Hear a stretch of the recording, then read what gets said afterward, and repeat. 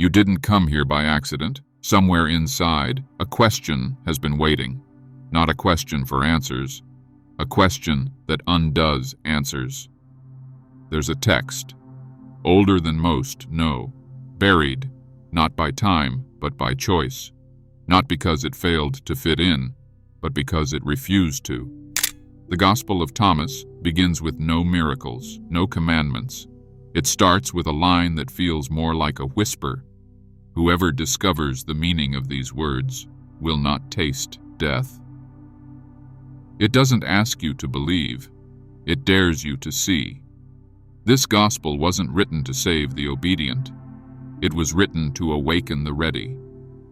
What if death was never the enemy? What if the real danger was forgetting? Forgetting who you are, what you carry, what the world tried to make you forget? Thomas doesn't preach from above. It speaks from within, not as a sermon, but as a mirror. They didn't hide it because it was false. They buried it because it told the truth too clearly. The Gospel of Thomas doesn't offer comfort. It doesn't tell you you're saved. It tells you that you were never lost, only asleep. And that is far more dangerous. Because if you're not lost, then you don't need to be rescued. And if you don't need to be rescued, then the entire system built around saving you begins to crumble. This gospel whispers a forgotten knowing. That truth isn't something you believe in. It's something you remember. And that remembering doesn't come from books or sermons. It comes from stillness, from turning inward, from peeling away every borrowed belief until only what is yours remains. That's why it had to be silenced, not because it failed to inspire, but because it made people dangerously free, because once you realize the light was never outside of you, no one can sell it back to you again. We've been taught to look upward for truth, to seek beyond, to bow to distant heavens, to believe that what's real must come from somewhere else. But Thomas rewrites the map. It says the kingdom is not in the sky, nor in the sea, but within, and also outside you. Not as places, but as presence, as something that cannot be located, only realized. This gospel doesn't preach salvation. It invites you to remember, to undo the illusion that you are broken, that you need fixing, that the sacred is elsewhere. Each line is like a bell in fog, calling you back, not to belief, but to awareness. You were never locked, it whispers. You were just looking at the wrong door. And suddenly you pause, because if the light is within you, then who profits from you forgetting that? Thomas isn't showing a path to God. It's revealing there was never a distance to begin with. No stairway, no gatekeeper, just a presence that's always been there, quietly waiting behind your eyes. If this is stirring something in you, a memory you can't name, a truth you've almost forgotten, don't scroll away. Subscribe and let the next piece find you when you're ready. The danger of this gospel isn't in what it claims, but in what it reveals. It doesn't tell you what to do. It reminds you that you already know. It says, when you make the two into one, and when you make the inner like the outer, and the above like the below, then you will enter the kingdom. This isn't poetry. It's a dismantling of duality, a challenge to every system built on division. Heaven versus earth, spirit versus body, sacred versus mundane. Thomas isn't suggesting balance. It's pointing to unity, a state where nothing is separate and nothing is missing. That's why this gospel had to be buried. Not because it was false, but because it was too complete. Because a person who sees no division is a person who can't be controlled. And if the kingdom is within you, then temples lose power.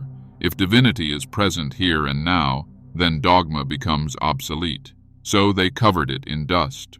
They called it heresy. They buried it with fear.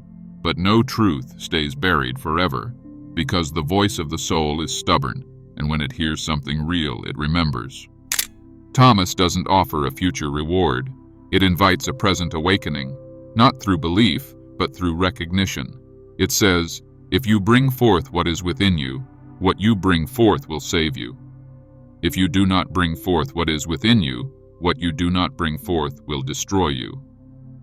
This isn't metaphor, it's diagnosis. It tells you the danger isn't sin, it's suppression. The risk isn't judgment, it's forgetting. We've been trained to wait, for signs, for saviors, for someone to give us permission to be whole. But what if wholeness was never given, because it was never missing? Thomas dares you to stop outsourcing truth, to stop waiting for miracles and recognize you are one, not in ego, but in essence. You weren't sent here to be saved. You were sent here to wake up. And once you do, once you peel away the layers of fear and doctrine, you find something terrifying to institutions, someone who no longer needs them. That's the danger of awakening, not rebellion, but sovereignty. You see, this gospel doesn't ask you to look up. It asks you to look inward, not to escape the world, but to see it clearly, to realize there is no veil except the one we were taught to wear. In saying 77, Jesus says, "I am the light that is over all things. I am all. From me all came forth, and to me all attained."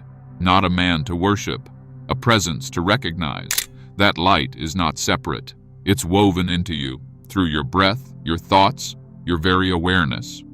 But the more we seek outside, the more we forget the inside. And that forgetting becomes our exile. The Gospel of Thomas isn't heresy. It's hazardous to those who profit from your amnesia. Because if you remember that light lives in you, you stop chasing it in others. And once you stop chasing, you begin to see. Not in flashes, not in visions, but in ordinary things. A breath, a tree, a quiet knowing.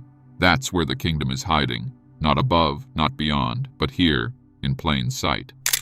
The Gospel of Thomas teaches that the divine isn't waiting at the end of the path, it's woven into the steps. In saying 1 and 13, Jesus says, "The kingdom of the Father is spread out upon the earth, and people do not see it." This is not about a future heaven, it's about a present blindness. We were trained to expect thunder, light, spectacle, but divinity doesn't always roar, it whispers, and that's why we miss it. We chase big answers and miss the small truths. Thomas pulls your attention back, to breath, to presence, to what's already here. Because when the mind quiets, the kingdom reveals itself, not as a place, but as perception, a shift, a remembering. This gospel doesn't offer comfort, it offers clarity. It strips away layers of noise until only what's real remains. And what's real doesn't need to be believed, it only needs to be seen. Most people aren't afraid of lies. They're afraid of truth that asks too much, truth that breaks down walls, truth that sets you free, and then leaves you with no one to blame and nothing left to wait for. The truth Thomas points to isn't something you find, it's something you remember, and that's what makes it dangerous. Because once you remember, you can't unsee, you can't go back to sleep, you can't pretend the light isn't burning through the cracks. This gospel doesn't offer salvation, it offers awakening. And awakening is not a comfort, it's a fire. One that burns through illusion, burns through fear, burns through the identity you thought was you. That's why it was buried, not to protect you from heresy, but to protect power from you. Because once you realize the kingdom isn't coming, it's already here, you stop waiting, you stop obeying, you start being. This is not a gospel for followers, it's a map for those who dare. So ask yourself, what if what they hid was never meant to be forgotten?